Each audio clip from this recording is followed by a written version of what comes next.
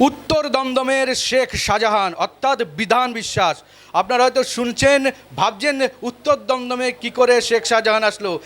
এখানে যে পরিস্থিতি দীর্ঘদিন ধরে হয়ে রয়েছে তা কিন্তু সন্দেশখালির মতোই। অর্থাৎ এখানে যেমন মহিলাদের পিঠে ভাজা অর্থাৎ মহিলা ঘটিত ব্যাপার রয়েছে, এখানে জমি রয়েছে, অর্থাৎ এখানে তপশিলি জাতি উপজাতি যারা রয়েছে তাদের কিন্তু জমি কেড়ে নেওয়ার ব্যাপার রয়েছে।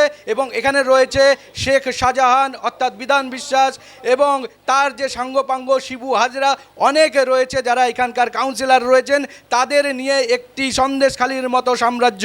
এখানে দেখতে পাচ্ছেন যে এখানে কমলা ফিশারিজ নামে একটি এখানে মানে অফিস রাখা হয়েছে। সেখানে কিন্তু আজকে সকালবেলা অর্থাৎ আজকে কিছুক্ষণের আগেই সেখানে কিন্তু ত্রাণ সামগ্রী গাড়িতে করে করে অর্থাৎ মিউনিসিপ্যালিটির গাড়িতে করে করে উত্তর দমদম পৌরসভার চেয়ারম্যান বিধান বিশ্বাসের অর্ডারে অভিযোগ গাড়িতে করে কিন্তু এখান থেকে ত্রাণ সামগ্রী পাস করা হচ্ছিল। এবং সেই সময় এখানকার বিজেপি কর্মী এবং সাধারণ মানুষরা সেটা ধরে ফেলে এবং তারপরেই রীতিমতো উত্তেজিত হয়ে যায় স্থানীয় জনতা এবং খবর দেওয়া হয় পুলিশ এসে কিন্তু এখানে দেখতে পায় রীতিমতো সবার চক্ষু চড়ক গাছ, ঘরে কিন্তু ফ্যান চলছে এবং স্থানীয়রা অভিযোগ করছেন এখানে কিন্তু রীতিমতো মধুচক্র চলতো।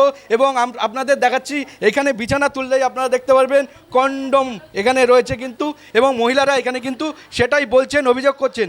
একই সঙ্গে সুজিত বসুর সঙ্গে কিন্তু দেখতে পাচ্ছেন এই বিধান বিশ্বাস এবং বিগত যে নির্বাচন সেই সময় কিন্তু মমতা ব্যানার্জিও এখানে এসেছিলেন, তিনি কিন্তু ভূয়সী প্রশংসা করে গেছেন এই বিধান বিশ্বাসের।